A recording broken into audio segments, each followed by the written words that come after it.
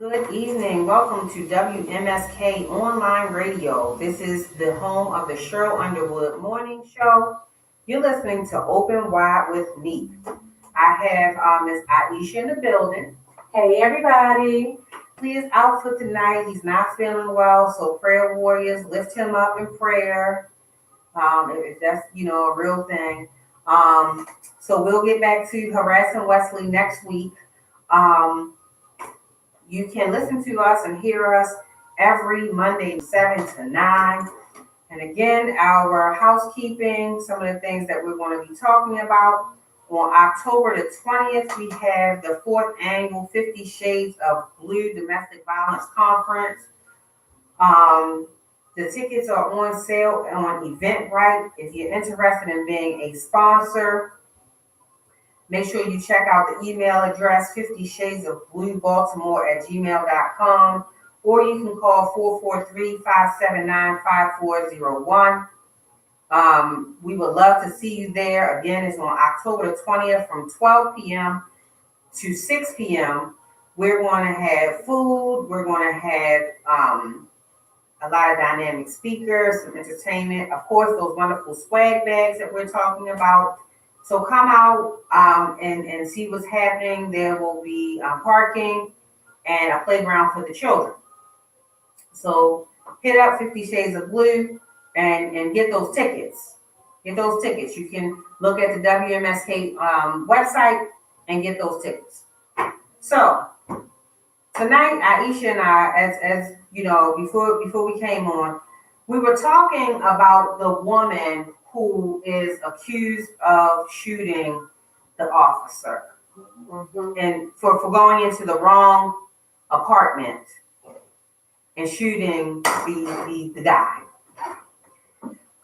So there has been many reports they may have had some dealings. Hey, he sees the best of me. How are you? They may have had some dealings in the past. She probably wasn't forthcoming with real information. It's no way that, in my opinion, Right. you could go to the same routines, unless she just moved in this apartment yesterday, right? But every day that you come home from work, you're going to take the same way home. You're going to, go to the same floor. You're going to do all the same things that you normally do. So, because that's part of your routine. Exactly. So for her to mistakenly go to the wrong floor, go to the wrong apartment, or whatever, I think was just a matter of convenience in her story. So the newest thing, or the newest finding in this case, is that he had marijuana in his apartment. What does that have to do with anything? Right. I mean, so it's always, let's dig up whatever dirt we can to see how we can justify what happened. I still don't know. He could have had 10 kilos in his apartment. Right, exactly. What does that have to do with this lady going in and murdering this guy? Do you think that justice will be served in that case? Nope. She will get off. Really? They will do. Well, they've been doing some things differently. They did actually convict one guy. Maybe two. So do you think they'll keep up with that trend and continue to convict them, or do you think, no, she's going to get off? Mm-hmm. I really would hope not. I would really, because it's going to set precedent for a lot of different things. Right. Even if it was a mistake, you murdered this guy. So you shot him in the dark. It was dark. Mm-hmm. So you're that good of a shot. Right. You were able to shoot this guy in the dark, but you weren't good enough to know that this wasn't your house. Right. I mean, because, your house smells a certain way. Mm-hmm. Certain things in your house, I think, I just don't know how they will explain away this lady's actions. I don't know. They need to test her. To see if she was doing drugs? Yes. Wow. Do you think that would be relevant? Because even still, I don't think that would be a good enough defense. Yeah. First of all, she's coming in intoxicated or high or whatever. Don't don't do a piss test. Do the hair sample. Mhm. Do that sample and see what we're working with. Okay, I mean that's a good point. I still wouldn't want her to get off based on that because I know a lot of people who have had that defense. Um, Good evening, Devonia. The person who we argue with on a normal basis, he's not feeling well. Yeah, pray So we pray want, for Wesley. yes, pray for him because he ducked me out today. So, I just really wouldn't want that to be a reason why she got off. I don't think that she As was. like as a defense. No. Like that she was intoxicated or she was. Well, she shouldn't be carrying her weapon if she was high or intoxicated. I mean, I'm just really disappointed in how the whole thing is going because you have people convicted faster for less. Yes. And so they are already only charging her with manslaughter. To me, it was premeditated. You had a reason to want to kill this guy. So don't try to say it was a mistake. Right. Because then manslaughter, you get probation up to 10 years. Right. I don't know what you get in their state. Right, because every state is different. Yeah. So, I just hope that, yes, so we have two ladies in here. I told you have to come up here, Ms. Young. So, hopefully there will be some type of justice. Hopefully. So, as you know, I'm in a PhD program. And so I'm going to tie this together. So we're going to talk about culture. Okay. So I'm in a PhD program. In the class that I'm in right now, we're talking about culture, diversity, multiculturalism, and all of these kind of things. So what do you think is happening as far as the overall culture in America? Why do you think, or what do you think our culture has to do with what's happening with this police violence? How do you think it attributes to anything that's happening? Our culture. Well, first of all, being black in America, Mm-hmm. some of these, how can I say, some Caucasians are afraid of black people. Some black people are afraid of black people. Mm-hmm. I'm not gonna lie to you. Very good point. If I'm out driving and I see a whole bunch of young black men in hoodies and stuff, look like they up to no good, Mm-hmm. I'm making sure my doors are locked. Okay. I'm making sure safety comes first. You know what I'm saying? Mm-hmm. I'm looking my back because I've been robbed by people of color. Mm-hmm. So I'm a little bit nervous, a little bit scared too of my own kind, and I love them dearly. Mm-hmm. But there's some vicious people out there in all colors. You know what I'm saying? I think that they take these Caucasians, police officers, and put them in the inner city, and they have no knowledge of the inner city life. They don't know the struggles. They don't know how people are really truly living because they don't live like that. Exactly. So they can't relate at all. They can't relate. So they don't understand the culture. No. Do you think making them go through a cultural sensitivity or cultural diversity class will help with their understanding of what's there at all? It probably it can and it can't, because you really just what the textbook says it can't be, they need to see.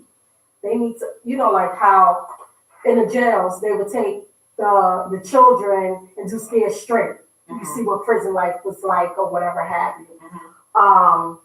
I don't know what they have for the police officers that work in the cities. I don't know what they can show them.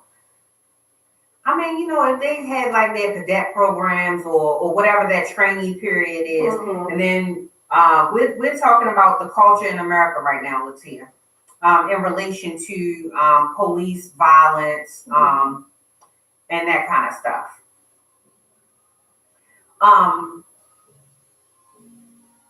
Putting them there, I don't know, like as a training, because I have seen that. I've seen some of the trainees out. They take a van and they take a whole bunch of them down there.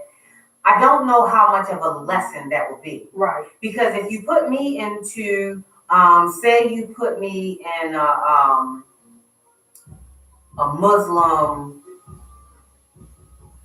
situation of some type, you know, putting me there, I don't know that unless I had an interest in learning more and, you know, being more diverse and all that kind of stuff, I don't know how that would help me. Right. Because you're just basically putting me in an unfamiliar situation. You know, I don't know that I'm learning anything from that. Right. So I don't know. I mean, and I don't necessarily know that it will make a difference until they've been exposed to those type of things. I don't know that training will be able to get them to where they need to understand. Right. Because, you know, Wesley's favorite thing is an agenda. And I do believe that. Did you see the one where the Caucasian police, they all are doing that white power sign? It looks like an okay sign, but with 3 fingers. Yes. So it was like 6 or 7 of them on a picture. And they, you know, 4 or 5 of them had up the white power sign indiscreetly. It you know, down by their leg where, you know, nobody really will be paying attention. But because of the climate in the country with racism and things like that, they all are exposed because they've seen Donald Trump do it. They've seen, you know, so many people doing it. So people are paying attention for these little signs that only they would know what this is. So they are taking action. I think they fired them or they're suspended or something like that. So they have 3 fingers up. So that signifies a W in white power. Oh, I was actually thinking KKK. It could be. So from the explanations that I've seen, they say that it's supposed to be white power. Wow. So culture in America. So back to school. So I did this. So everybody had to relate their personal perspectives on culture, diversity, and multiculturalism to where they work, right? Or what they do, right? So of course I come from the prison, criminal justice. So they love to hear these convoluted stories about what's happening in prison. Or, you know, how I'm going to talk about what's happening, right? You know, and I'm the only one I'm the youngest person. That's understand that. Right. Right? So I'm the youngest one. So they don't know that I'm a millennial. So there was a younger guy who was there. So they only thought of a couple of those guys as millennials. I don't even consider myself a millennial. Okay. But according to the dates that they include, technically I would be, but I'm not. So, you know, I don't have a position of authority, you know, where most of them, they have their own businesses or they're the director of something. And, right. You know, they're really special and important people, right? So even in our little class dynamic, there's a lot of things that separates me from the group. Not only that, because of probably things that I've gone through, I'm not very, you know, I don't care that we get there to be friends, right? And when you show me something that I can't trust, I'm going to go with that, right? Because you've shown me, right? I didn't think that before. You showed me, right? So some very questionable things, and I just really didn't feel comfortable. And one of the leadership theories talks about the in-group and the out-group. You're either in a group or you're out the group. And the leader will treat you as such. Right. If you're in a group, you get to have leave, you get to do all the stuff. If you're outside of the group, you better not, because I'm going to try to get you. Right? Kind of thing. So, you know, I'm up there, you know, and another thing, they like to get up there, tell stories. Their presentations like 30 minutes or whatever. And I'm just like, nah, let me hurry up. Let me get this over. How many minutes did you say I had? I had 10. Okay, let me see if I can get this done in 8. You know, because all of that, you know, stories and all that. So when we're having an issue, So we're talking about culture, we're talking about diversity. Mm-hmm. And there's a few two Caucasians in class. The rest is two men in the class. Mm-hmm. One is African, one is white. Everybody else is women. Mm-hmm. So we were talking about those dynamics of the group. So when we look at like the culture of prisons and stuff like that, anybody can go to prison. Any color, any religion, any sex, or because that line to do what's right is very thin. Right. Stepping across is so easy. Right. So when I was trying to relate it to culture, because I looked at the staff side and the resident side. No matter, we're talking institutional corrections in this particular presentation. But the staff, they can be white, they can be black, they can be whatever, right? Any race, religion, whatever. So we're all in this melting pot.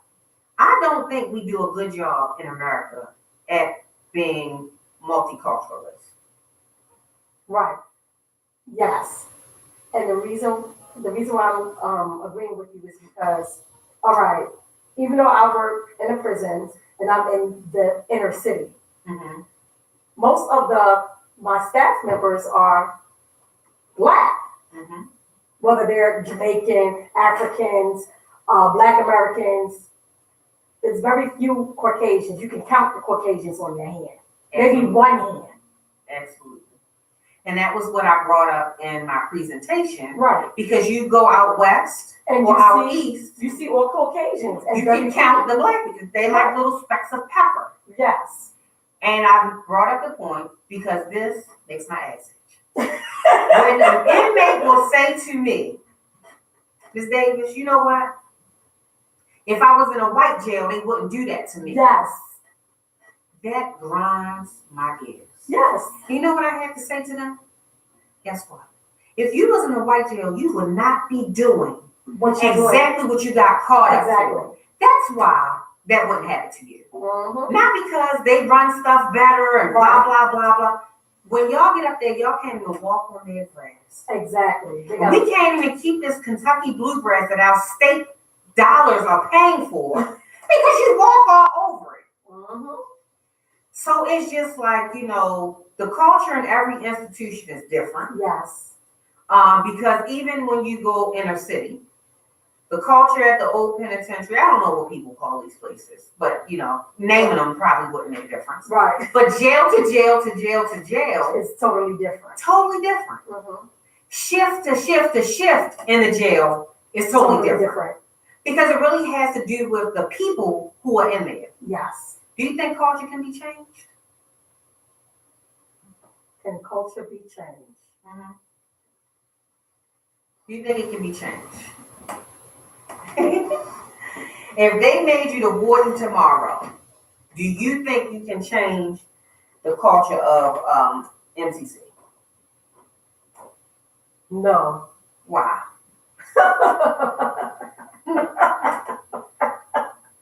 Oh Lord, are we really going to talk about this? Hey Joseph, we're talking about can we change the culture of our environment? We're specifically talking about if Paul became the warden at MTC because she changed the culture. No.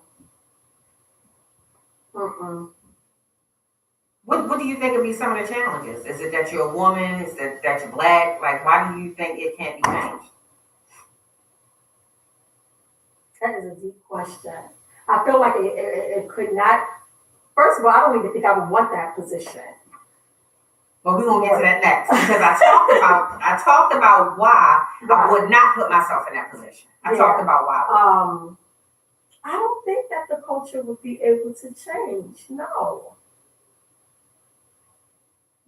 That is a tough job. And and what I was saying, my whole point is because the culture is created by all of the people who go there to work. And, say you had somebody who's been there 26 years, so they know how it's been for the last 26 years. Then someone comes in, they've been there 5 years or whatever. So all these people get together, doing all of this interaction and stuff like that. That's what's creating a culture. My point was that in order to change the culture, you had to get rid of everybody Like throw the whole jail away and start all over in order for a new culture to start developing. Yeah, that's the only way. You would have to throw the whole thing away. The whole. So how do you think the leader is affecting? Because when I was there was an African man as a leader. How do you think the leader is affecting how these jails are run? Do you think the inmates have any real? Do you think it what they say it matters in reference to how they feel about the difference between the East and the West, or I mean the East and West and the Central? How do they feel? Do you think it has any validity? Yes, because they know, that's what they always say. If I was up there, see, when you with the white folks, they give you everything that you want and that you need. When you get down here, you get the attitudes. They don't want to do their jobs. They spinning us. They angry all the time. Okay, so with everybody or most of the people being black, do you think that's the case? Because I'm about to hit you something about black women. I think some of them could be quite nasty. I think that I don't know if it's from their upbringings. I don't know if they're bringing their problems from home to work. I don't know what it is. Okay. Go ahead. So, in reference to black women in the jail in the Baltimore region, Central region, however you want to say it, can you talk about men versus women, like the numbers? If we can count the Caucasian people, what do you say? It's more women, more black women in the prisons than black men. In the city, I want to say. Okay. Yeah. And it's not even a lot of black American men, I want to say. I want to say it's more African men. Yeah. And I guess and so they bring their culture. They bring their culture. Right. So they have their own culture, they have their own group. Yes. So they have their thoughts of what American people are, blah, blah, blah. So then they come and they add that in. Yes. And so then women will have their ideas about who men are. Right. So that's another one. Vice versa, men and women. So Joseph is saying the culture can't change because no one is ever on the same page. If we ran the prison the way we was taught in the academy with rank structure, zero tolerance, it could work. Inmates think because we black, we should give them a break. I absolutely agree. That's why every time they come to, don't tell me that. You're not gonna get a good response.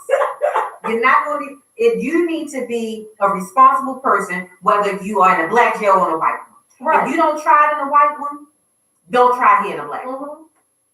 But it seemed like that's what a lot of black people do. A lot of black people want the hookup, no matter what. If you have a business, the black person don't want to pay full price. We want to pay. Very good point. And I've talked to several business people who have lost friends behind their friends wanting to get something for free from their business. A discount. Yeah, or a discount or whatever. And that is the expectation that is there for that situation. Yep. I mean, but that I started this business to make money. Right. So let me offer you the discount. Right. Let me, don't automatically expect that because again, you're going to be upset because I'm going to say, oh, no, I can't make money with giving you discounts. Right. And then if all of my friends got discounts, I really wouldn't be making any money because what if only my friends supported me? Yeah. Not happening. So, anyway, so back to the black women and running these or being the majority of the staff in the correctional facilities. How do you think that's affecting the jails? Because you're a black woman in the jail. Yep. I'm no longer in the jail, so I'm not going to comment. Yeah, I am a black woman in the jail. And sometimes, I'm in a male institution. Sometimes the male inmates don't want to take direction from the male officers. Do you think that's part of our culture? Meaning African American culture? I think that's a man thing. I think that's a pride or ego thing. They just can't stand to take another direction from another man. Oh, Joseph is saying it's too many women in the male prison, period. Yes. Wow, we can't do the job, Joseph? So the just reason is just the opposite. It's more men than women. Yes, it's more And my men. institution has 40 women between 3 shifts and 100 plus men. Oh, that's very different. That's where Joe you at? That's very, very different. Yeah, a total of 40 women from all 3 shifts. Yeah, that's different. That's definitely different. Yeah, no, we don't. No, we have more women than men. Okay. Yeah. All right. So then let's get to what I really want to know. Go ahead. As Black women, Mm-hmm. do you have any mentees? Before I ask you the question, do you have any mentees? People who look up to you, people who you're trying to help elevate, people who have come in after you that look up to you. Do you have any mentees at all? Not that I know of, no. Do you have a mentor? No. No. Okay. So, with how you interact with the people that you work, we know that most of them are women. Mm-hmm. Most of them are Black women because of the region that you're in. So that's going to determine the culture. How do you think that women are interacting within this culture? Because I will say this. I think that the prison culture is going to bring, people are stressed. People, are working long hours. It's so many dynamics that go into this, right? So I think that there's a lot at play here. But I'm specifically trying to figure out how you, as a Black female, are interacting with other Black women. Do you find it that it's easy? Do you find it that it's tough? With, more women than men? Like, how do you look at that in reference to that prison culture? Because Joseph says it's too many women. Yeah, it is a lot of women. Okay, when I first started in corrections, not being from Baltimore, being from New York, it's hard to break the barriers down in Baltimore because Baltimore's don't like outsiders. How do you know that? What makes you think that? Could it be that New Yorkers are just abrasive? Because we speak to each other here. New Yorkers don't. No. Because let me tell you. Because when I walk into our room, I speak. I say, good morning. I didn't hear anybody utter mutter or stutter. They didn't even look my way. They probably like, who does she think she is?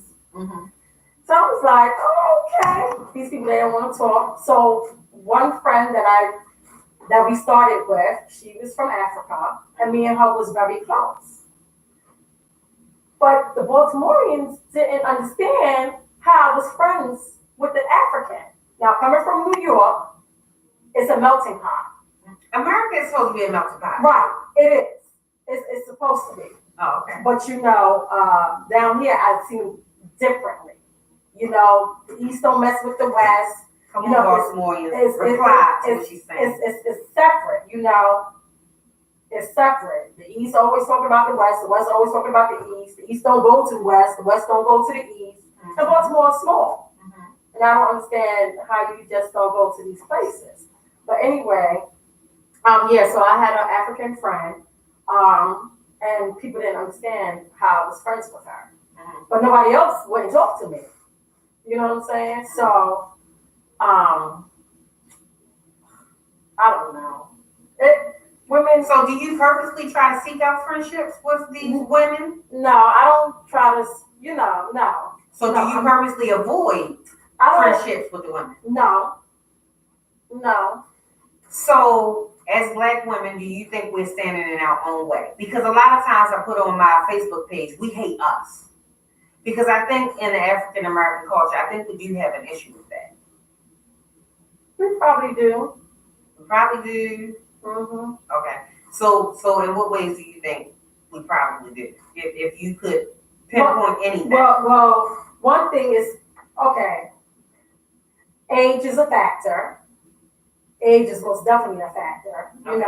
You got some girls is into fashion, red bottoms, and all this Beverly Hills, Basketball Wives, and all of that stuff. Mm-hmm. You know, yeah, I watch it, but I'm not into it. You know, I don't care about red bottom shoes and stuff like that. I just want my bills to be paid. I'd rather see the money in my bank account.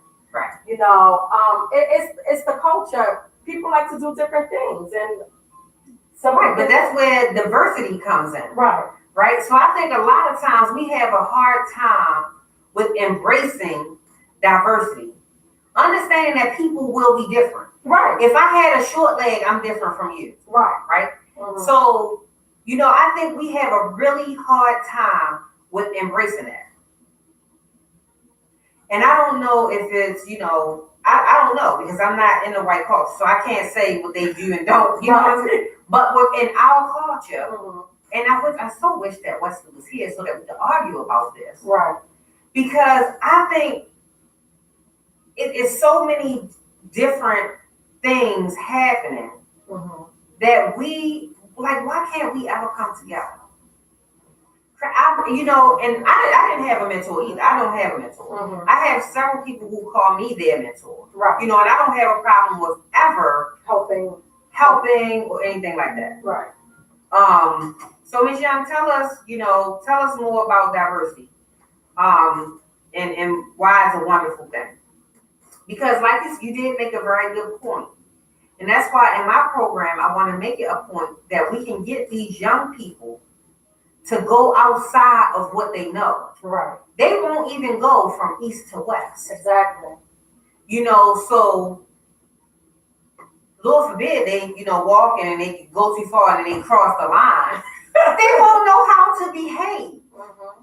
You know, so I mean, I just really think that as people, we need to do a better job. Mm-hmm. You know, and there's no reason why we should be scared of our own people. And it's unfortunate. It is. But these young people are so reckless. Yes. Even if you wanted to give them a chance. People are talking about these squeegee boys like it's crazy. I don't know why they're so disrespectful. Have no clue. But you like, no, don't wash my window. Fuck you, bitch. You spraying my window and all this other stuff. Well, I haven't encountered that yet, but I just say no and that's it.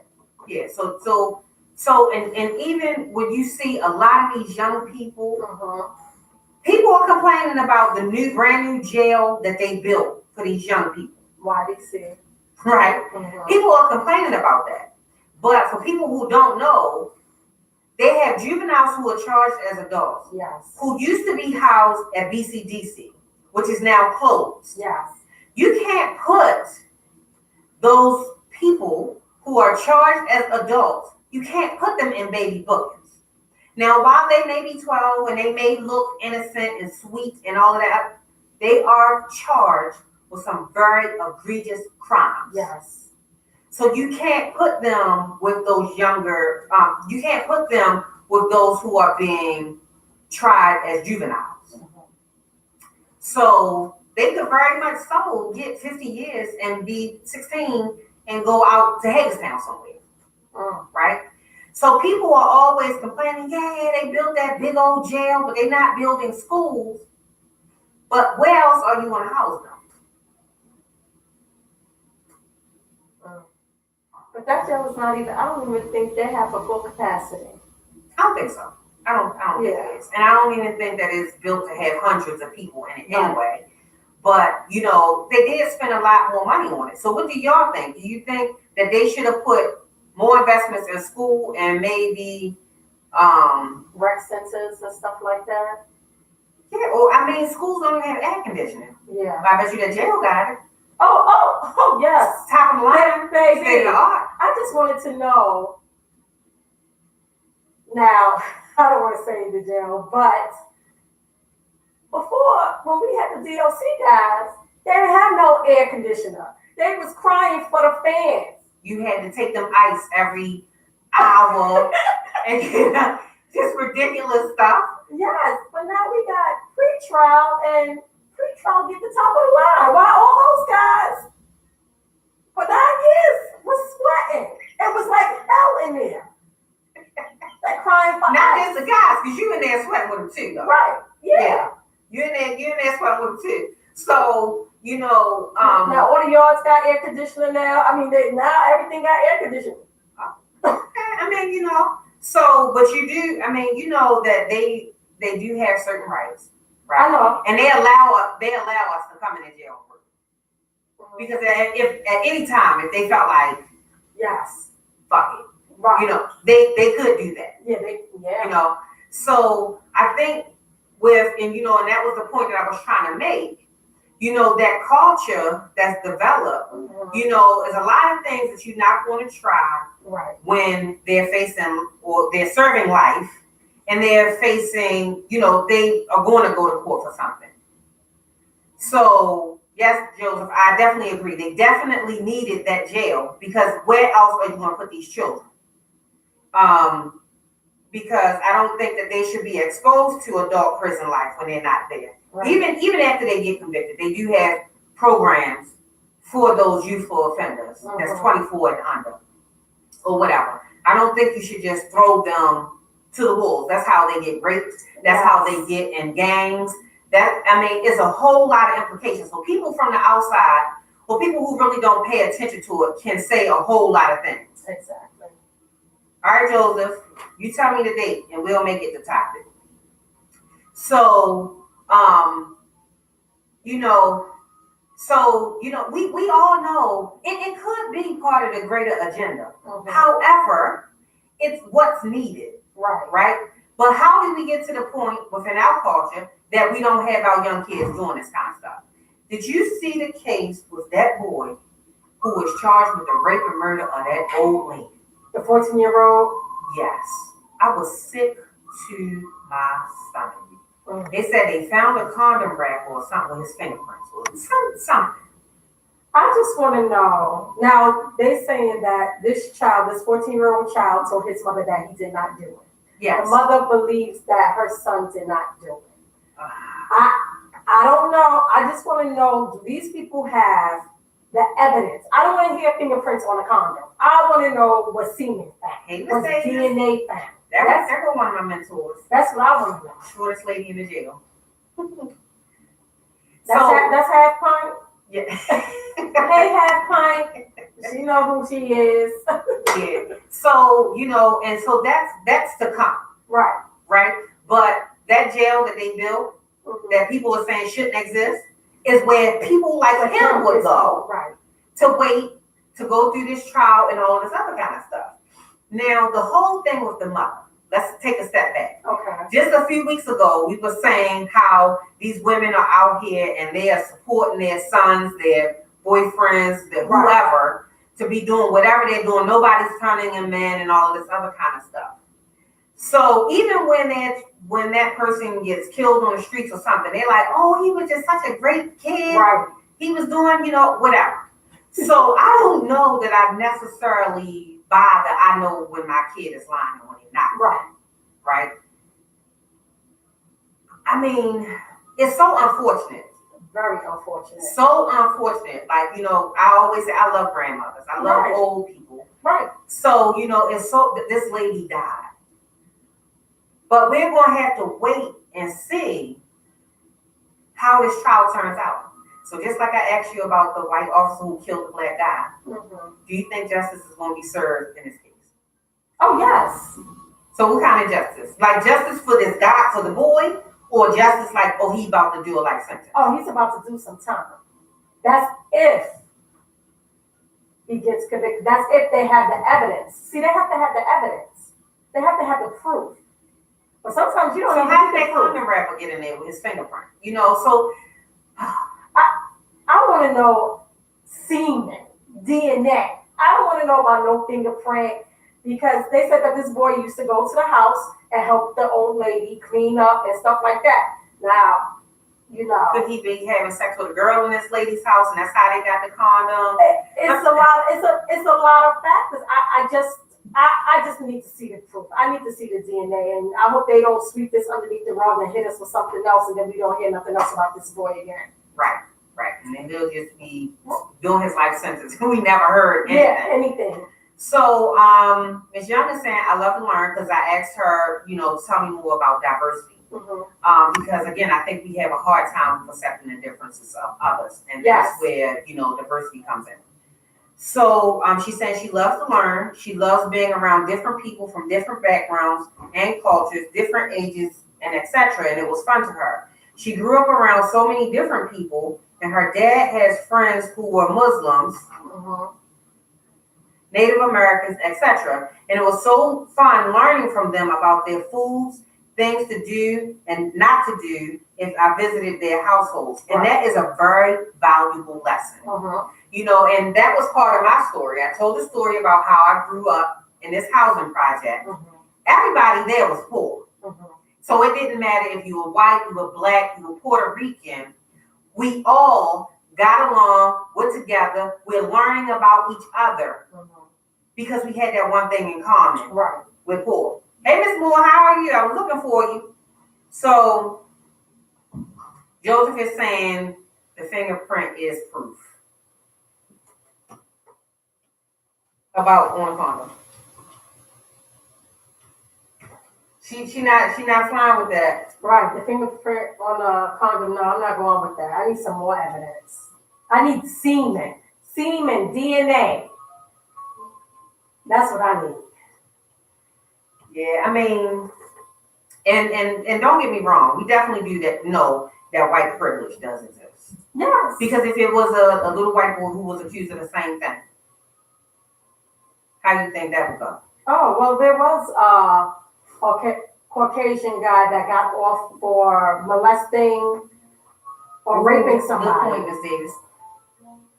He did what? He raped somebody and he got off just because he went to affluent school and all this other stuff. He was affluent himself. Yeah. Yeah, got off. What? 3 months? It's happened several times. 3 months? Yeah. It's happened several times. So I'm just interested in seeing how that's going to play out. So Ms. Davis is saying sometimes it's hard to mentor because a lot of people do not like constructive criticism.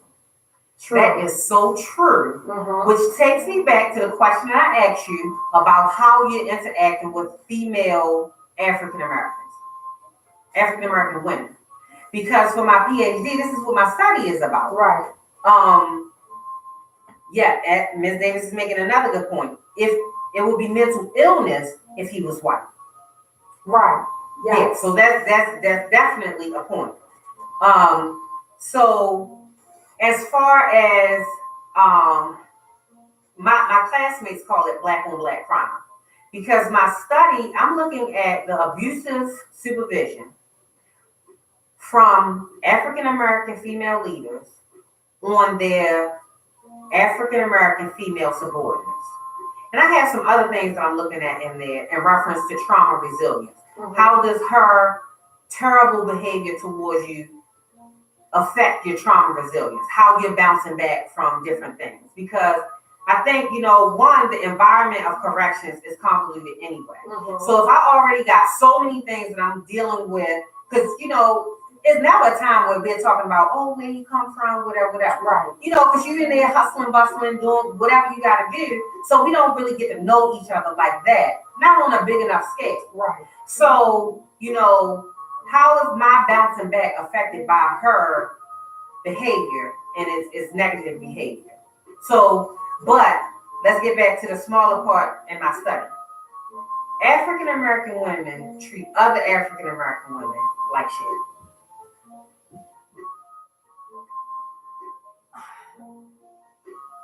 Clear it up for me. I could be wrong. I don't think I treat African American women like shit.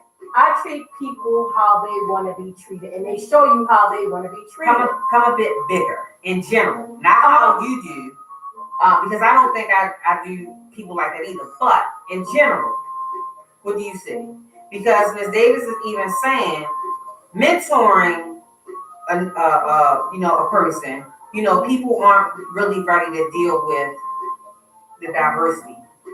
They don't want to hear what's wrong. They don't want to hear what's different. They don't want to hear what's not acceptable. So in general, what do you think? How do you think, overall, from you working in a prison where it's predominantly women, predominantly black, what do you think it is? Don't tell me you think they all get along. No, I know that they all. I know that they all don't get along. I know that they all don't get along. No, I think it's Some people have attitudes. You know, some people come in the door with attitudes, and they. What if my husband is cheating? Because you never ask me, like, why do you got an attitude? People think I mean all the time just because of my facial expressions or my disposition. Hey, DeAndre, we're talking about culture. Right now we're talking about jail culture and black on black. Some of these women got attitudes. They got stank attitudes. Okay. That's all I can say. But is that not subjective? That's your opinion. You think they have attitudes. I could just be having a bad day.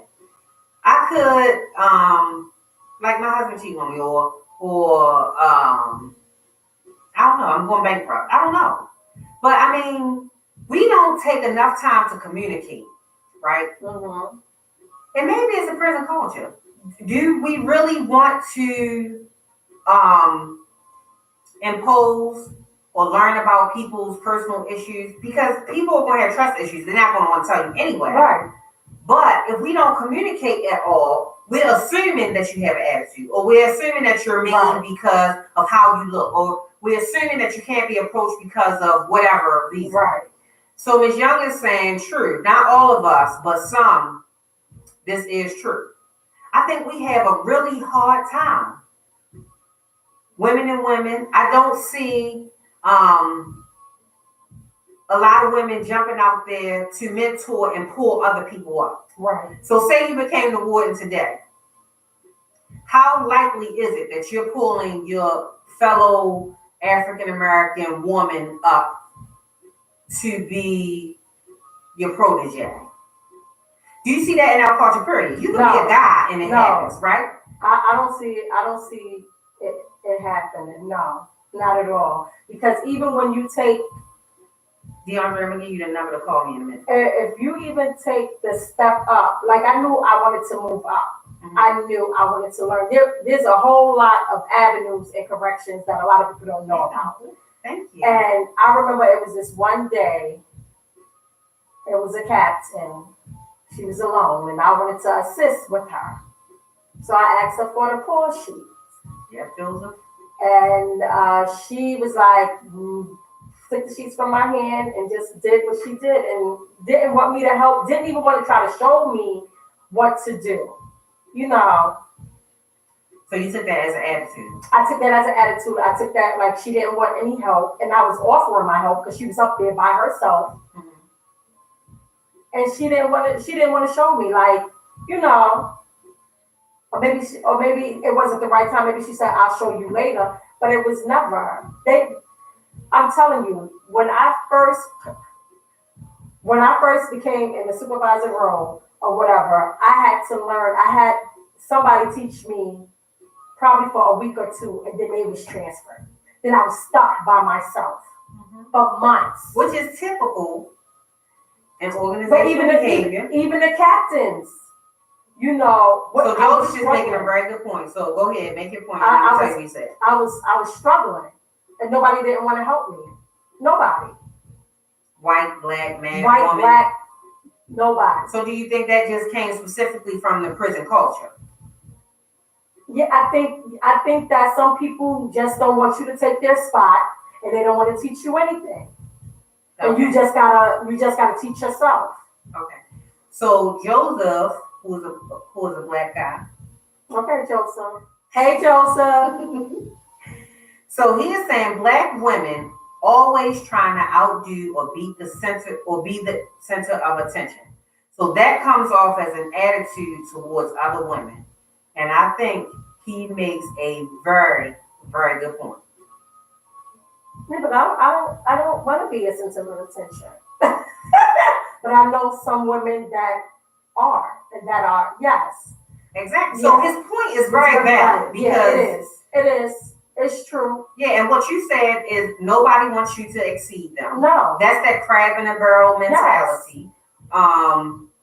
So they're always trying to outdo each other. Mm-hmm. I definitely agree with that. Mm-hmm. And you know, again, so say you've been at this institution for 10 years and I'm just coming in. There's a whole bunch that you don't know about how other people are interacting with each other and all that kind of stuff. So it's a lot that's unknown. Right. So they already kind of see like an intruder. Right. I know when I first went into corrections, it was a old woman against new woman kind of thing, right? Mm-hmm. They was like, oh, she gonna come in here and take out men because she thinks she young, she this and that, all this other kind of stuff, right? Mm-hmm. I never had an interest, Right. right? That wasn't even on my mind. I just want to get out of here every day. Exactly. Right? In one piece. Yes. So it's just like, so I think there's some very valid concerns. Yeah. Now when you say that about the older and the younger, yes, because they think that you're cutie on duty. Yes. And they think that, because some of the women was very spoiled from supervisors, male supervisors. I agree. And if you came on the scene on their post to work in that's their what they don't want building, you to steal away. That's the thunder that they're talking about. Yeah. That's what they don't want you to steal. Yeah. Go ahead. They would call to the supervisor's office and have you removed from their post and put somebody that was less threatening up there. What type of mess is that? And at first I was like, what? Oh, I'm a threat, and I don't even. Joe like said, that. yes, he witnessed it. He said he witnessed it. So, and Ms. Young was saying, because her concern may have been that if you caught onto it, you will come for her job. That's just like what you're saying. If they know or they feel like you're a threat, because I think that's what happened to me, right? So in the beginning, I'm like you. I want to learn. I think I'm going to be a lifelong learner. But it was very early on that I realized that I did not want to step into that supervisory role because of my own, not that I don't think I can do it, because I think I can do anything. Right. That's what I think, right? So even if I can't, I still think I can do anything, right? Right. But I didn't want to jump out into supervision because, one, I think that a lot of people who were put in that supervisory position wasn't doing a good job, right? Two, they weren't getting paid that much more than I was to do it. Because I think, on our scale, I think they would be making like $50 more or something like that, $50 to $100 more, maybe a pay or a week or something like that. It's like two something. Two and some change. I eat that much. Right. So is that really going to be beneficial to me? Okay, well, so when I came into corrections, I was like, 5 years, I had a plan. I didn't know that I was going to be in corrections for 9 years, and that's thank you, Mr. Lee. That's a short amount of time. But I knew I wanted to be vested. That was 5 years. I knew that I wanted to make sergeant in 5 years. After that, I didn't really see too much of what I wanted to do. But then, as opportunity presented itself, I did take the acting lieutenant position. Okay. And the reason why I took that is because, girl, you're working half the year. Every other week is a vacation. So I wasn't looking at it for the monetary. I was looking at it for the time off. Okay. And building up comp time. Okay. So that was one aspect of why I wanted to do it. And I just wanted to learn something different. Get out the housing unit. But then when you deal with the staff, baby, it's like working in a housing unit. Right. So, and my third reason for not wanting to be a supervisor is that Black women get such a bad rap. Right? Yep. That I didn't think that I would be given a fair shake at supervision because people will already count me in that group. Like, look at this Black B. She gonna be she gonna do this. She gonna do. Their expectations of Black women are gonna be so different.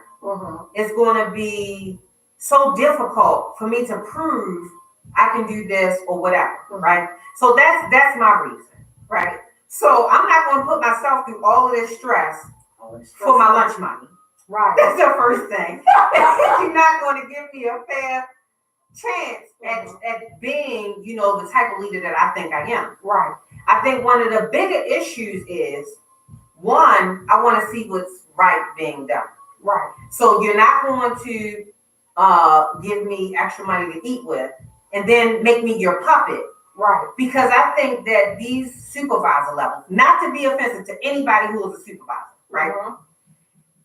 When you get into these positions in a lot of places, they expect you to do what they're telling you to do. Exactly. They don't want you to come in and lead how you would lead, right, or do what you would think is best. They want you to come in and do what they're going to tell you to do. Exactly. So if you're willing to be that puppet, that's where I had a problem. Yeah. I'm not willing to do that. And that is so hard because you start seeing things at a different level. Okay. And you start, like, when you're a sergeant, you're not seeing what's going on with the supervisors. That's a whole nother scandal in itself. Mm-hmm. Because you're dealing with the warden, the assistant warden, the chief, the major. It's a lot. You're in the middle and you're getting squashed. You're getting squashed by your subordinates and you're getting squashed by the people above you. Okay. And it's a lot. It is a lot to deal with because you still want to be true to yourself. Right. And they have other plans for you. You're a puppet. Yeah. I mean, I don't know, because there may be some leaders who will say, I ain't no damn puppet. I don't know. That's just my opinion. Right. I would want to be able to have autonomy. I know that I would have to take direction from right. Higher up, and that's where I feel as though a lot of times these are agendas. Yes. They're agendas. Yes. Because do you think that one man who's sitting way up there, who's in charge of this entire agency with almost 30,000 people, has any clue what's going on in these jails? No, don't even have a clue. Don't even know what's going on. Not a clue. Don't know policy and procedures, don't know anything. Exactly. Not a clue. So therefore, he expects the person under him to have the person under them under control, and the person under them under them. So, and there's so many layers in this hierarchy that is ridiculous. It is. Why do you need so many layers? So I think it's a lot of stuff that goes into it, but I think prison culture, it kind of exacerbates the issues that we're having within our culture, period. Mm-hmm. So, I think, and not only do I want to see what's right, mm-hmm. I want people to have their fair chance at everything. Right. That's just me. Mm-hmm. So, even though I'm not interested in it, if somebody else is, and they're asking me because people always encourage me to do it. Right. Thank you, but I'm not. But and I only got 6 years left. I'm definitely not going to do it. Oh. But yes, I can't wait. Right. So a lot of times these administrations, they'll do things that's just so unfair. So I became a shop steward. Mm-hmm. So that I can fight, right, in a good way, mm-hmm. and help people maintain their rights, right.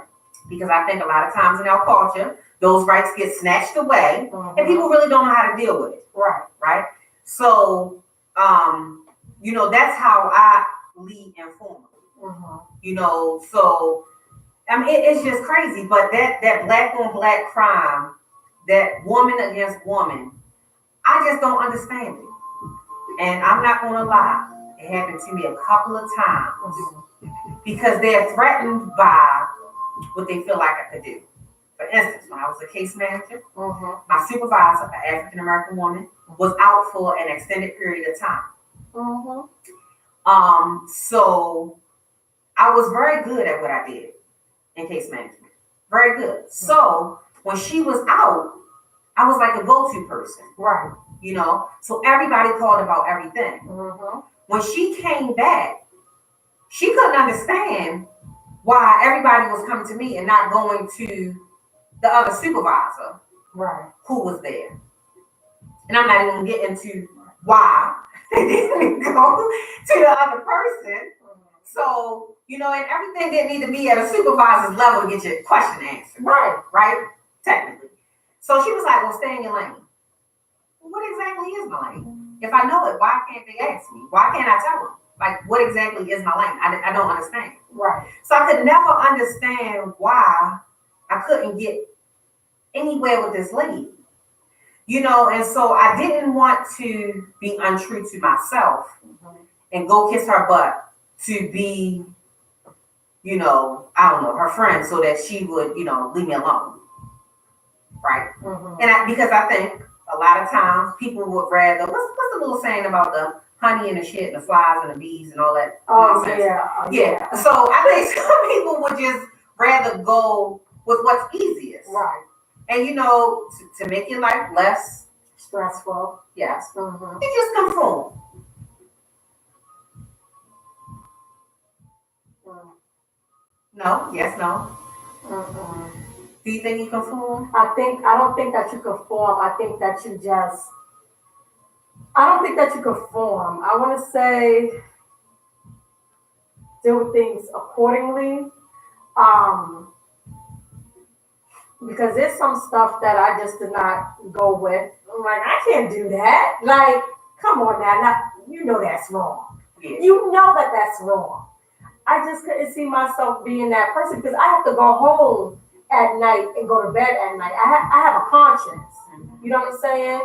And these people would be, oh my goodness.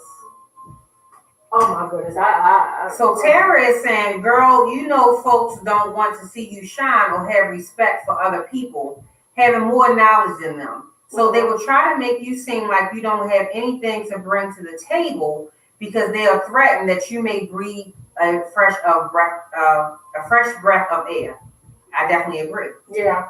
That's that crab in a barrel. That's that don't want to see you get past them. Yes. And all of that kind of stuff. Because what I've seen, and again, this is just my opinion, the people who have the least bit of knowledge, they never come to work. Every time you turn around, they in trouble. Those are the people that get promoted. True, and not true. Okay. Because I think that's part of the agenda. Because if I can promote the F-ups, they're more inclined to be my puppet.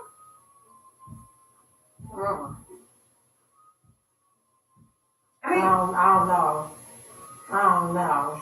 The F-ups just be the F-ups. I don't know about being puppets because they stand on their own. Joseph is saying, so the pay is bullshit. It's too much work for supervisors. I'm glad we're making OT now. That's good. So he also said that was a great point, Lieutenant Hall. Oh, you know Blackjack. Yes. I'm talking about. So I'm no longer lieutenant anymore. Jackson, booted me out. Okay, it's okay because it's you'll get what you deserve. So I'm not worried about it. And you know what's so funny about the whole thing? When people did me wrong, right? You thought you were doing something so slick because this, like Karma, I love her, right? Yes. Him or whoever, right? I'm saying it's a black woman, but anyway, the person who was treating me so bad put on this facade and just had people. And don't get me wrong, skill level was immaculate, right? I could definitely be a mentee to this lady at any moment because I thought that she was just that great, and I wanted to be just like her. Right? Like, dang, that lady knows her stuff. Right? But she was just way too personal with her. So she put on this whole facade and then she started moving up like she was this thing one day, next thing you turn around, she's something else. Again, she's something else. So she just like flying up the chains. I was like, oh my God, like what is she doing? Right. So it's about who you know. So when her savior got into some trouble, was getting booted out. Guess what happened to that little protege? What happened to that little protege? She came tumbling down. Because it wasn't by her own merit. Right. Because somebody had something over their head. And that's why I was saying I'm not going to kiss nobody's butt to get what you feel like you want to give me at that time.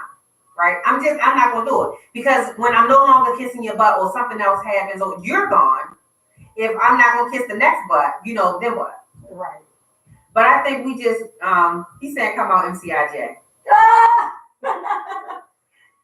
So Joseph is saying, so that's the problem with supervisors. We don't have anyone to represent us. We have no rights and no backing, and that's why the pay sucks. I can agree with that as well. Because I think that's an agenda as well. Because we went to a hearing today. And, you know, it was something about, oh, I asked you questions in your investigation, and then I asked you for a statement at the end. After you asked all the questions. Right. Then I didn't give you a statement, but I still have, right, I can plead the fifth, right? So it's just like, it's just like a play with these policies and this politics and all of this other kind of stuff. So, you know, taking supervisors out of the MOU, the core, you know, Cobra and all that, that's a method to the madness. Right. You know, there's a reason why they do that. Because again, they can't allow their puppets to have rights. Exactly. You know, so that's part of the game to me. Again, I don't know. I'm just speculating. You know what I think. So Derek is saying all women are like that. Let me tell you about Derek. He is like he like the best one now, but I still love him. So all women are like that. Women are more territorial than men, more jealous and envious, and way more vicious. Ooh, what y'all think about that? I don't know. I don't know. Vicious. I can see what he's saying. I can see what he's saying because the black women who were after me, they were pretty vicious. Yeah. Yeah, I wouldn't say all women because I wouldn't I wouldn't categorize all of them. Oh. They was vicious? Yes. Tough. I would definitely agree.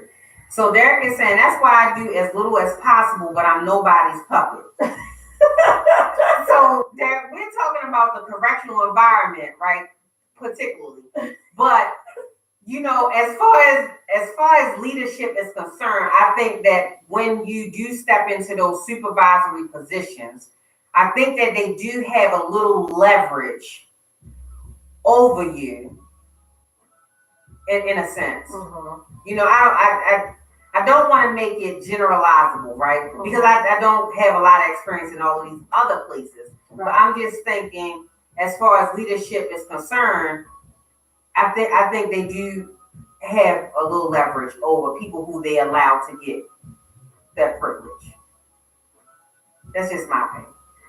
So Ms. Young is saying, that's so true. The F-ups in the police departments are getting promoted. They're leading a task force, and it's because they are the puppets, and she's seen it firsthand. Yes, because again, I love using Wesley. It's an agenda. It's an agenda. So, you know, it sends some crazy messages. It contributes negatively to the culture of the organization, no matter where it is. Right. You know, so, you know, but just know that those are pawns in the game. Because just like they're bringing down that gun task force or whatever, all of those. So I don't think that they have the real big fish. No, they don't. Right. So you're getting all these little puppets, and and so a lot of them sergeant, lieutenant, you know, so you're getting them. So they just needed a fall guy, right? But do I think that they got the real person? No, not at all. Hell no. He or she is still out there. Yeah. Still out there. So making their next victims. So Derek is saying it's never worth going the extra mile for your job anymore, so I don't. Derek is disgruntled. I want to give him a hug. Is he in corrections? No. Oh, okay. No, but he just his point of view again is very valid, but he's making a very good point because that's where I'm at. Because I used to try to be the best person I could be because that's what my work ethic says. Exactly. Right? So if I'm going to work my ass off, right? Get all my stuff turned in on time, make sure I'm dotting all my I's and crossing all my T's and all that other kind of stuff. And I'm still going to be satisfactory. And then you over there, you hardly come to work, your caseload crap, you know, you ain't doing anything, you just skating by. And you're also satisfactory. What benefit is it to me to be out here being the best little agent I can be? Or whatever, officer, caseman, what is the incentive for doing that? So one thing that lady told me. Now tell me what you think about this. So Joseph is saying, come out to MCIJ. They have 5 lieutenant positions available. So contact them after the show, and they're all on day shift. All right. Sound good. So tell me what you think about this. I forgot what I was going to say. What was I saying? Remind me real quick. You were saying something about somebody just getting ready to tell you something. Somebody said something to you, and then you just stopped. And then you read what Joseph had to say. Okay. So he's saying, Derek is saying that EMS is the same way. It'll come to me. I forgot what I was going to say. He said, no, you don't. So he's also saying if a guy doesn't like another guy, he won't deal with them. But women would not let another woman and still laugh and talk with them. So if guys have an issue, they get over it and can go on about their business. But women, they have issues and they just hold grudges, can't get it together, can't move on. Yeah, I think that, that's right. That's about right. That's about right. We're not having a whole bunch of girl power tonight. I know. Wow. but it's true though. That's men, they can have fist fights and they could be all right. Women have fist fights and then they like, won't even talk to the girl. Maybe nothing. Yeah. I don't know. I just really there's a lot of things in our culture that I would like to see different. Right? And even within our culture, there are a lot of things that I would like to see different amongst African American women. Okay, like what? Because I think I can't girl power. I think women can do anything that a guy can do, So I think a lot of times the leadership, not just in a lot of these places, but in our country, period, we don't have enough women in leadership positions to kind of turn that stuff around. And I always say that the jail needs an overhaul, right? Because if you look at the structure from the top to probably the middle, all of that is men. So you have some peppers in there somewhere, right? But it's mostly white men. And then, it's not until you get down to some of those middle levels that you see women start to sprinkle in there. Yeah. And then some people will have some convoluted ideas about how most of the black women got to where they got. Right. They their way to the top. Yeah, so they don't think they can earn it in any kind of way, which I don't necessarily agree. But sometimes people do what they have to do to get what they want. So, prostitution has been the biggest,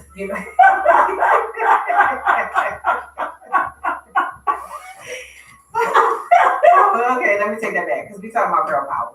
So, so he sees the best in me. That's a very good point. A lot of women are messy. But again, I think it goes back to my point where we aren't liking ourselves. True. Because we hate ourselves. Yeah, because as you can see with the Africans, it doesn't matter where they're from, Nigeria, Kenya, Cameroon, wherever. They all stick together. Even though they're not even from the same tribe, same country, or anything. They all stick together. I think that's part of their culture too, though. Yeah. So what, we don't have a culture because we're Americans? Like Americans? No, we do have a culture, and our culture is that we hate each other. We don't like ourselves. So that's the point that I'm making. Right. So again, those African people are coming into this American culture. Then they're coming into this jail or prison culture. So, and they're a minority in some institutions, and some you see a lot more of them. They mainly on 3:30 to 11:30. That's the majority. So, but I've seen quite a few of them going up them ranks too. Oh yeah, actually. That depends on who's the leader too. Very true. But it goes back to the issues that they have in their culture. they stick together. Yes.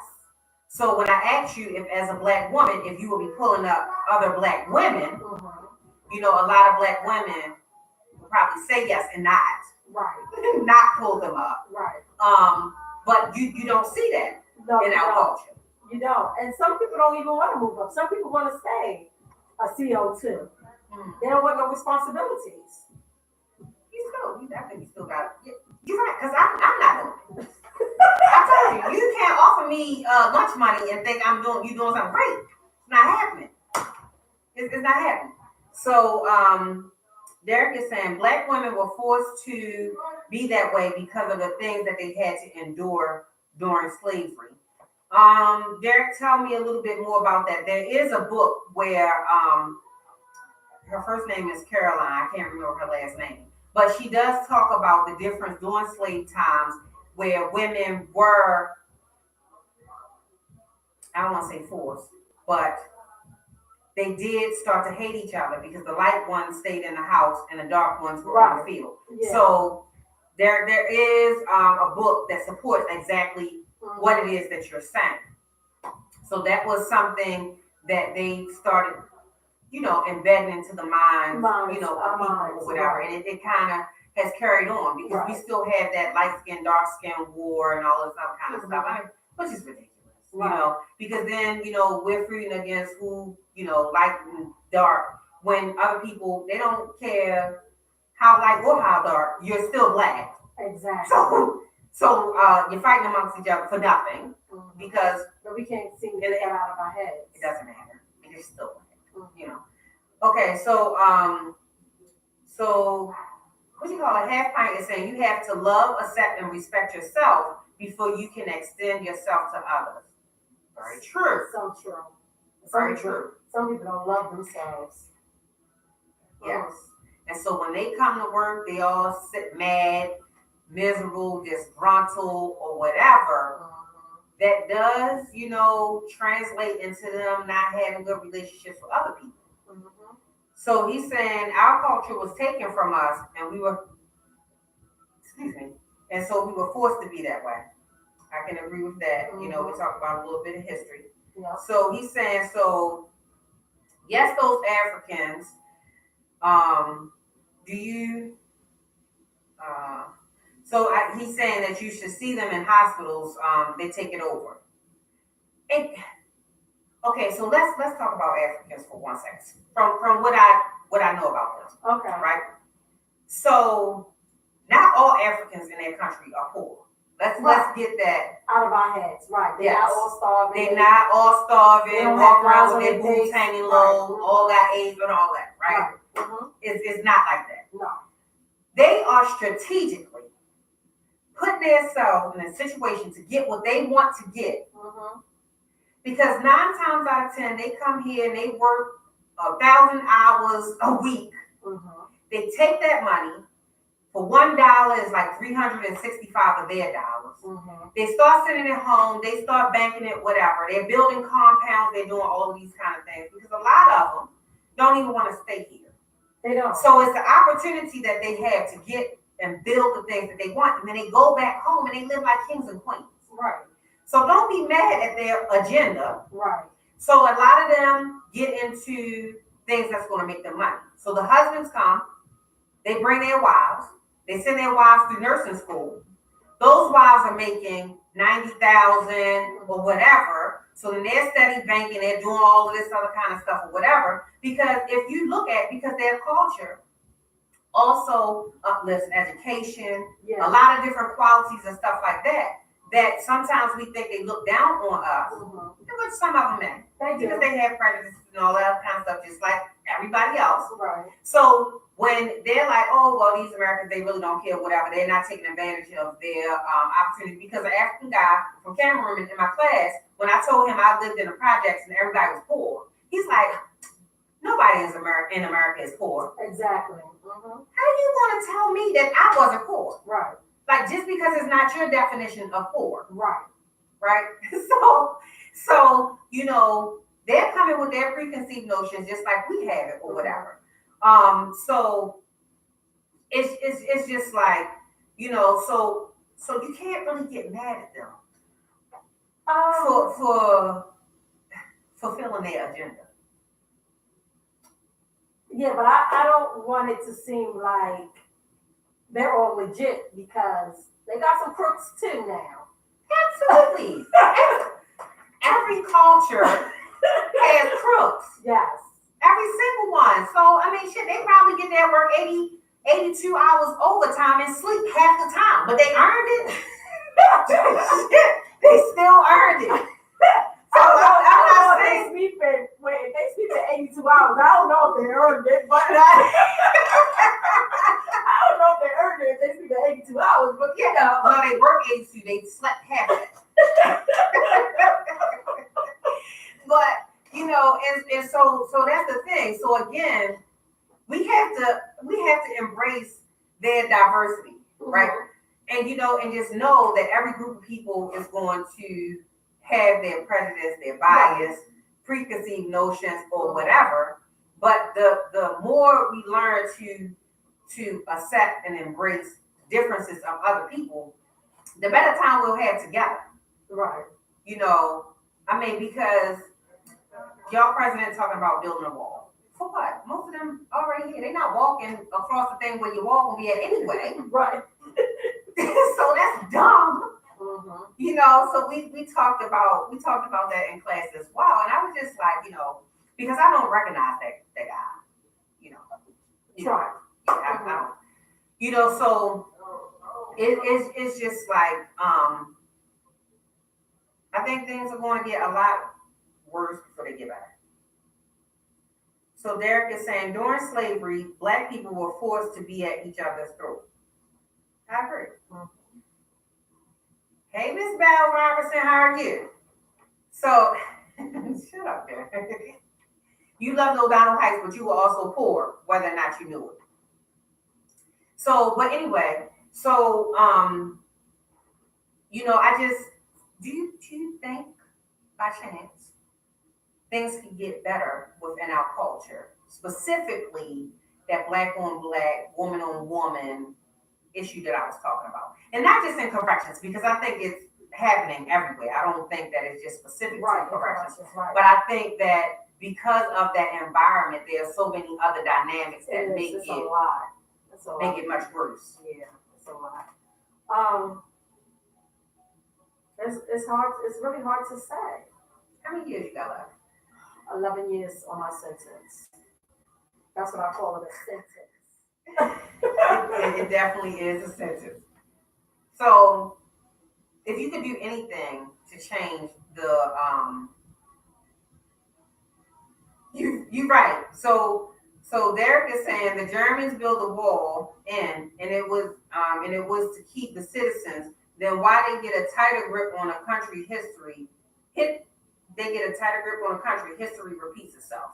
I agree. Mm-hmm. So Ms. Young is saying his ass is going to build that wall and they're going to build 20 tunnels. Shaking my head. Very much so. Or they're going to swim around it. They're going to fly in. It's like ridiculous, right? Overstay your visa. So it's amazing at where we're going as a country. But if there's anything that you can do to change, we won't be able to change your culture because again, you would have to kick all of the people out and start fresh. Yes.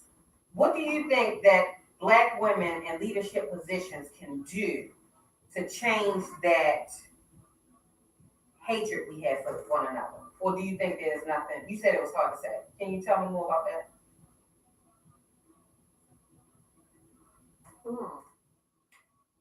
Can it be changed? If you don't think it can be changed, I mean that's a good answer too. Yeah, I don't think that it can be changed. I don't think so. So one person can't do it, or if no, that's a lot of no. That's like me saying I wanna change the world. I wanna fix the world. I want everybody in the world to have love, to have peace, to have happiness. Mm-hmm. That's not gonna happen.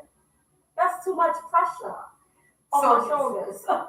Okay, so Wesley would say, because that's the same thing that I say about fixing our communities, You right? are fighting. You are constantly fighting every day. Right, but Wesley is in that fight, so he's like, "Oh, we can't give up. We have to fight. We have to do all this other kind of stuff." So, are you willing to fight? I don't know if I got that much fight in me. 11 years is a long time not to have no fight. I mean, I always want my people to do better. Mm-hmm. If you know better, you do better. Okay. And I'm not one to keep my people down. No, I would want to uplift them. Pull them up. But sometimes some people don't want that. Very true.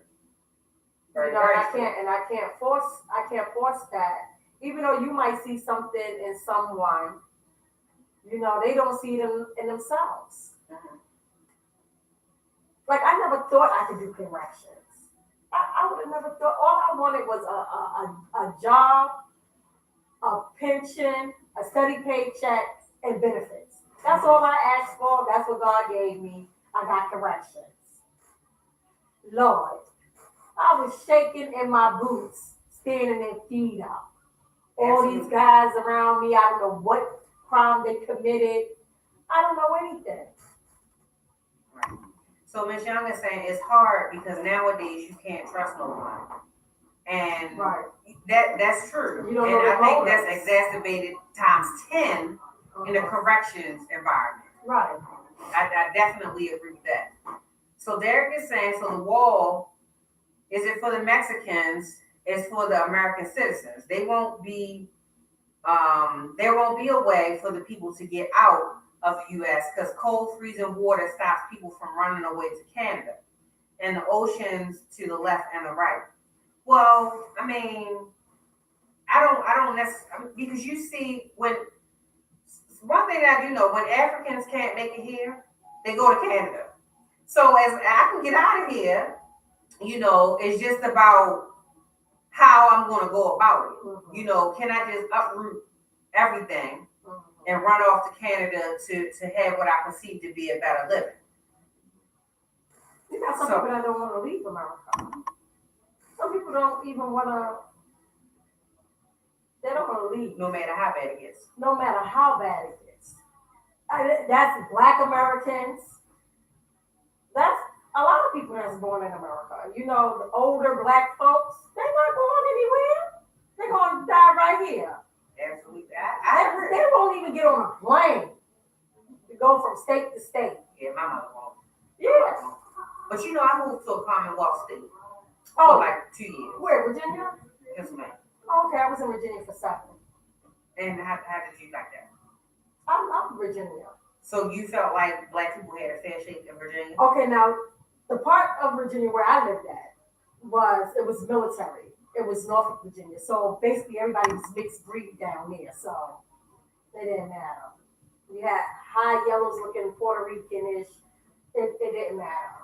Okay. Yeah. So what I'll say about Pennsylvania is that Black people are not getting a fair share of, liberty. A lot of their rules are, to me, are set up for Black people. You get a ticket, you don't pay it in 5 days, they give you a warrant. Stupid stuff like that. Right. Black men don't really have a lot of jobs and stuff, so they all work in factories and stuff like that. Okay. But if you had money, you could afford to live in some of the other places. You didn't have a lot of the issues that poor people had. But again, so there's another dynamic within the culture that also presents another problem. So, richer Black Americans may have a different perception about experiences and etc. When you're poor African Americans, they're probably seeing things a whole lot different. Right. Yeah. So and that's probably in every culture because that was another point that we talked about. I don't want to sit here and sound like I'm beating up our culture. Right. But because it can happen in any culture. And it most likely does happen in any culture. Sexism, all of that. Yeah. So, my real question is this something that can be fixed? Is this something that we can change? Is it something that we can work towards? You know, so my next part to my study, because in one of my last classes, I did a study where I talked to corrections employees who were all women who had experience working with a black um, female supervisor. Out of all 6 people, they all had so much negative to say about the interaction. So in this culture and diversity class, I want to look at what white women are saying about black women. Because one, I think that white people handle trauma resilience different from black people. I don't know, but this is just what I'm thinking. So I think the way that they handle things will be much different. Right. Therefore, I think that the way that they would deal with it or what they would think about will also be different. But then there's something else that's going to come into play with their perceptions. They may not have the same problems that African Americans had, right, because of their privilege, right, that Emma talked about, right. They get it automatically. Automatically. Right? So I'm just excited about this next step because I just want to see the differences. How are they viewing black women? How do they view the behaviors of black women? How are black women? I don't know if they're going to be honest with you. I think so. This is going to be convenient, right? So I'm going to ask people that I work with, people that I know. Right. What do they think? Exactly. So ask the privileged ones. So ask the. Well, so as far as privilege, I think they all have it to a degree. No matter whether rich, poor, whatever, they all have it. So it's different levels. It's different levels to the shit. Different levels. Okay. Hey Jamel, how are you? You're a little late, but welcome. Is that Hachi? Yes. Hey Hachi, baby. So Derek is saying people don't get a fair share nowhere in this world. Give me a hug, Derek. So only one black people have a position of power on this planet.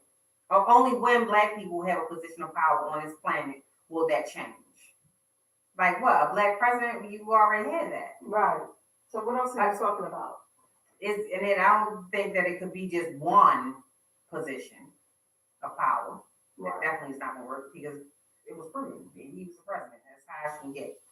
So Derek is going on to say we are not a threat to world power. So, hey Miss Myers, I'm doing well. How are you? So so as we start to wind down again, I'm just very interested in seeing what the differences will be. Because while we can lose a job, go find another one, do what we have to do, and all that, we've seen in their world and their culture that a lot of them can't.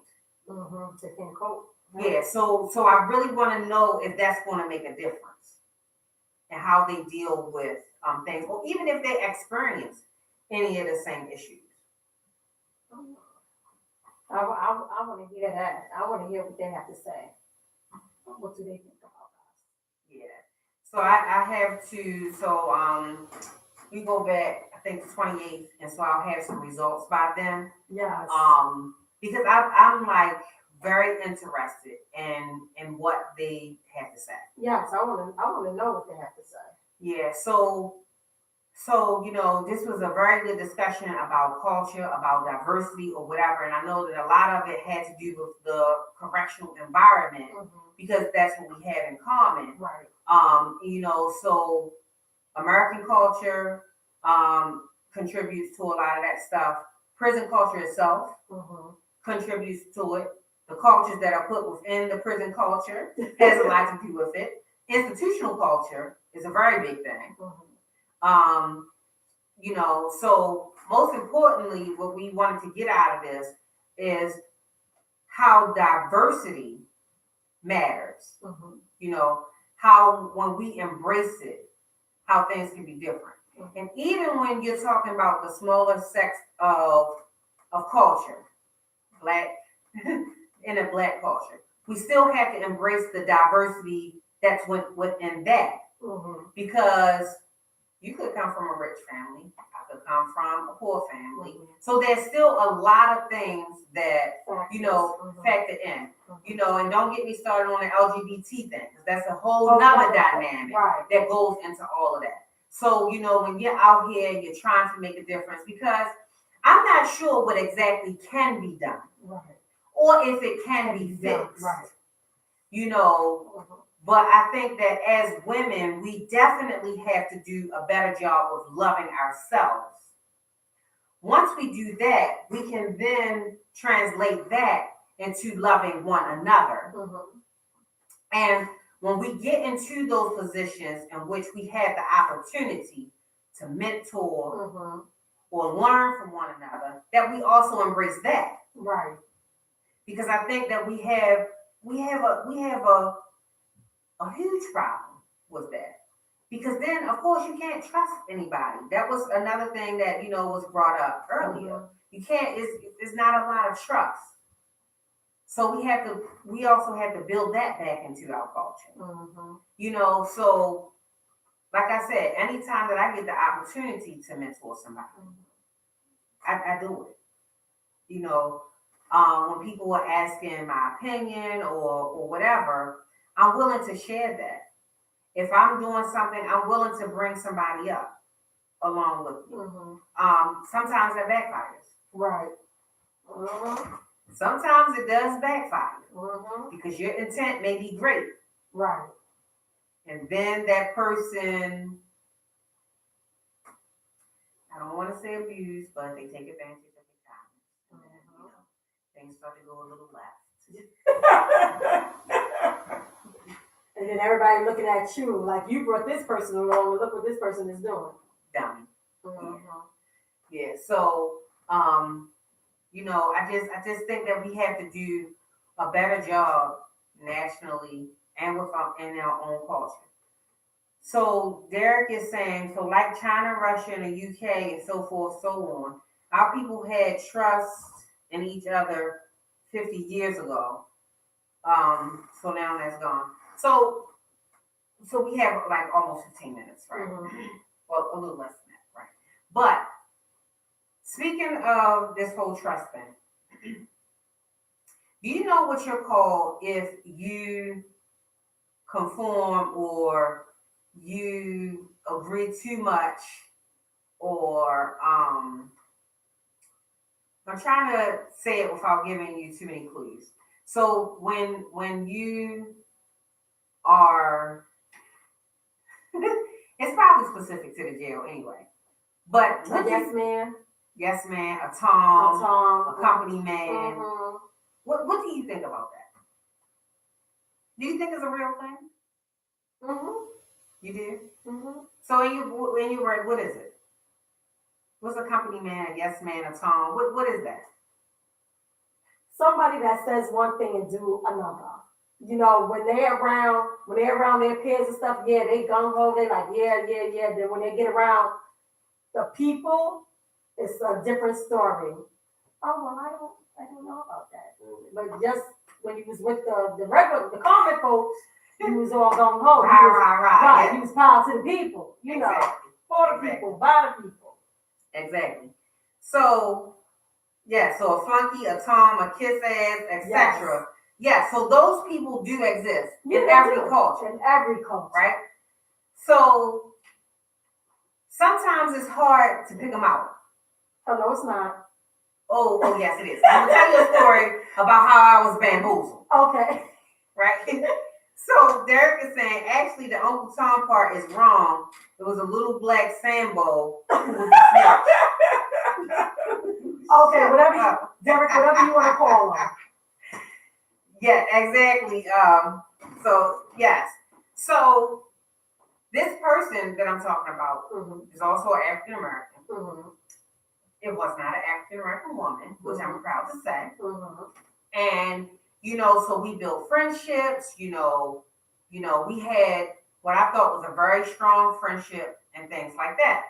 So going back to the lady who I said was giving me all of this grief, yes, I knew that someone close to me was feeding her information. I knew that, but I couldn't quite pinpoint who it was. And I was just always like, how is this lady always a step ahead? Right? Like somebody is telling her something, right? So I'm never really connecting any dots or anything like that. So time goes on, so we move on, we're doing other things and all this other kind of stuff. And this person gets caught up in this big ordeal, right? And so when people are saying, oh my goodness, can you imagine that this guy did this guy did that, and all this other kind of stuff, I was like, no, I cannot imagine that. I would hate to believe that. In fact, I feel I know this person well enough that it wouldn't be this person. Right? So I'm like defending this person for who I know them to be, or who I think I know them to be, right? So as more and more information is shared about what is happening, I'm saying I am disappointed. I cannot believe that this man would do such a thing. I just can't believe it. But we don't know how far people will go to preserve themselves. We don't know how far people will go to get what they want. Exactly. Even if it means throwing you down, stepping on you, riding over you with their car, backing up and doing it again. Right. We just don't know. So, and again, I'm not saying that's specific to any culture. I think that can happen anywhere, anytime, to anybody. Of course. Right? But I think that we really do need to pay attention because those people within our culture, in our society, in our groups, they hurt us in the long run. Because just like the lady that I was saying that got slapped by karma, same thing can kind of happen because when you think that you're doing all of these things to be a company man, whatever, you're hurting us all as a group. Right. Your behavior does not necessarily mean that you won't get caught up in that. For instance, in the jail, gangs are all over the place, whatever, right? So when an officer is compromised and they jump to the other side of the group, right? Well, why you gotta go there? We couldn't end something on prison without talking about that. So when you decide that you're going to go to the other side, the truth of the matter is no matter how cool, how, whatever you think you're going to accomplish, the fact of the matter is you still are an officer, right? You're still part of that other group, no matter how disconnected you are from that group. That's why I don't understand the whole Tommen concept. You know what I'm saying? So while you're so disconnected from the rest of us, the regular old people, I don't even know what you call us. What do you call us? It's like, common folks. Yeah. So no matter how far you feel like you disconnect from the common folk to be this Tom, you jumped over there, you put yourself all the way out there. That still remains you're part of the common folk group. So, when people, they're dirty and, because when it all comes down to it, inmates are going to stick together. Or residents, whatever you want to call them. Right. They all want to stick together because the truth of the matter is they may have manipulated you enough that you would step over onto their side. But until you become an inmate like them, right, you're still part of the other group, Tom. So for all the Toms who are listening, let's stop because you're not getting what you think you're getting out of Tom. So, we're down to about the last 6 minutes. You had to get that off your chest. I did. You had to get that off your chest. I did. So, I think it was a very good discussion. Too bad we couldn't argue with Wesley. I know he's probably listening, so I hope he feels better so we can argue with him next week. Yes, Wesley. Yeah, so thank you for everyone who comes on a live and listens to what we have to say. All the comments that are made, it keeps this interactive and enjoyable. So next week we'll be back at 7 to have another insightful discussion. Make sure if you're, thank you, Ms. Young. Make sure you go to the 50 Shades of Blue. You can go to the WMSK website. Make sure you get those tickets. I'll be a speaker at this event where I'm going to share my domestic violence story in public for the first time. Good night, Miss Davis. I have part. Yes, they're doing a long-term fuck up for a short-term benefit. You are so right. So make sure you go to 50 Shades of Blue Baltimore at gmail.com, or you can call 443-579-5401. WMSK is the home of the Cheryl Underwood Morning Show. So we're going to get out of here. I have some homework to do. But thank you all for joining us. We'll see you next week. Thank you so much.